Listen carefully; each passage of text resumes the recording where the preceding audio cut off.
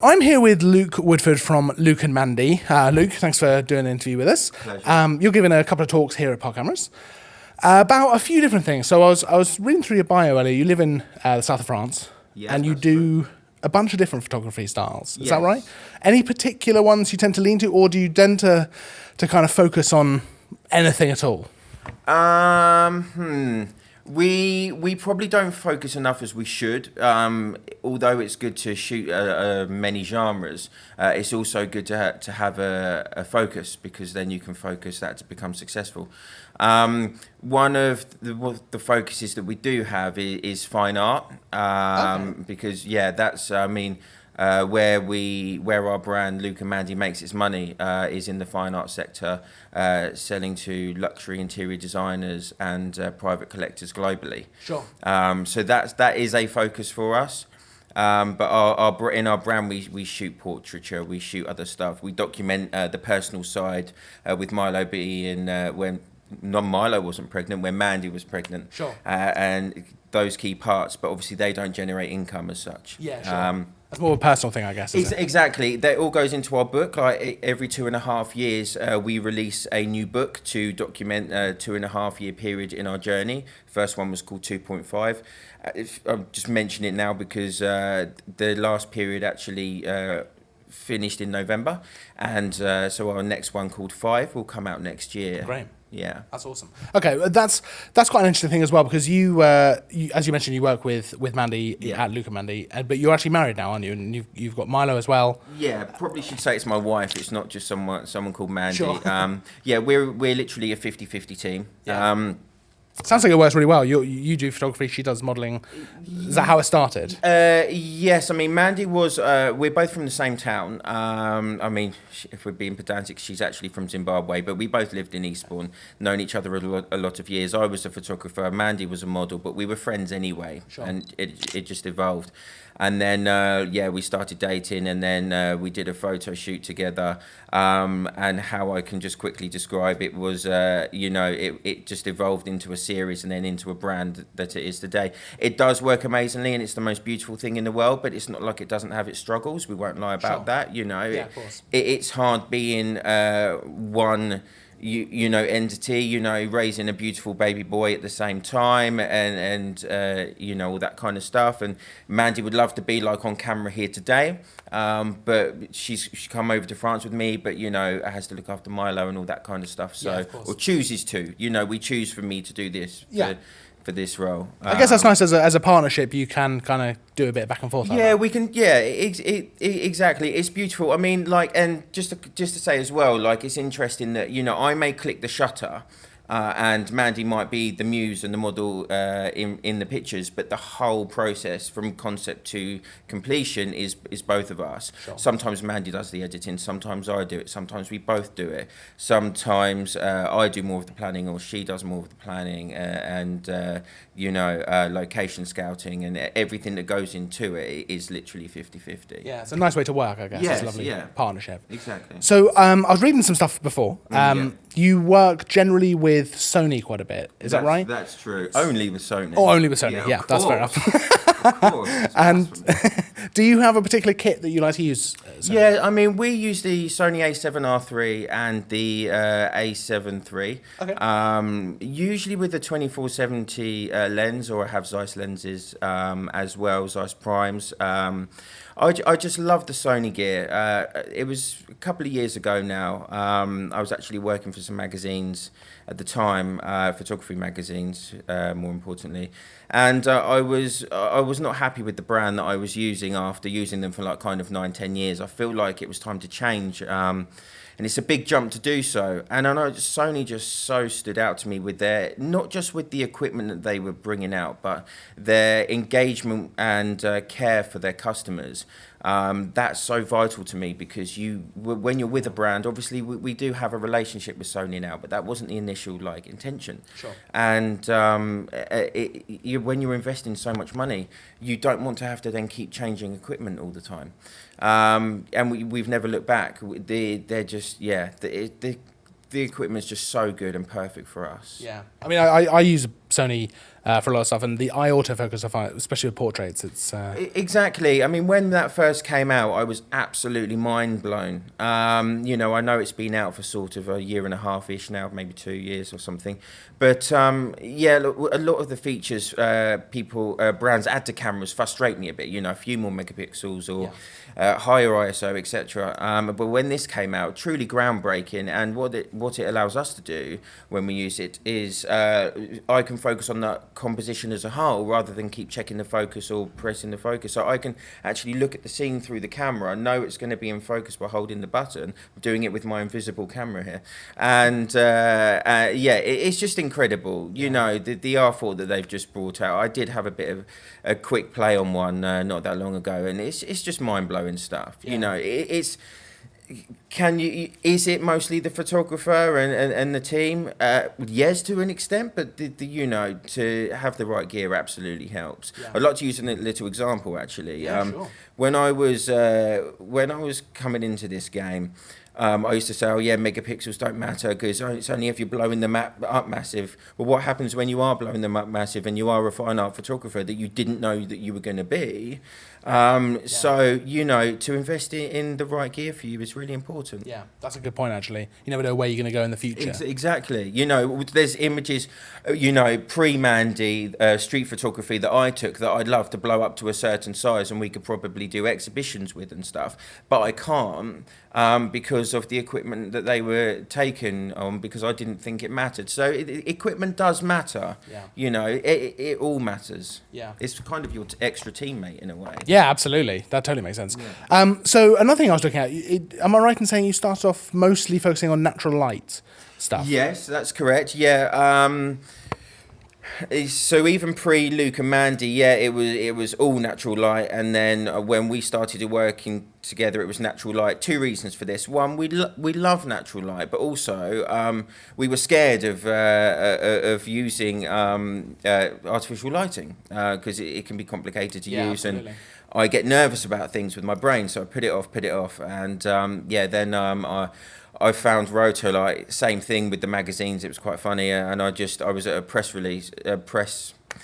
event one day, and I just fell in love with every aspect of the brand, not just the quality, but the equipment there, the people behind it, and the fact that it's a UK family-owned team essentially. Yes, I love the brand, like I really do. Yeah, no, it's a nice brand to work with. Yeah. Also for video or photos. Like 100%. Yeah, obviously we focus on photo, but for video,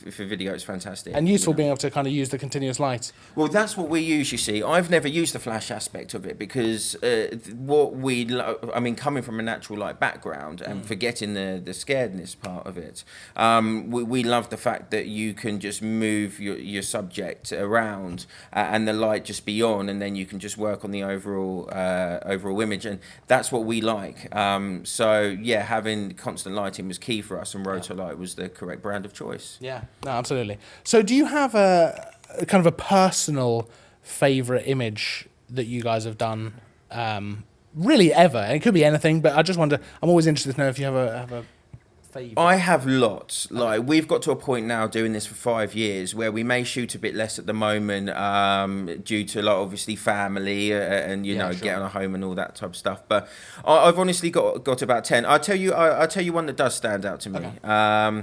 Is one we did last year on the South Downs, actually, in England, just before we moved to France.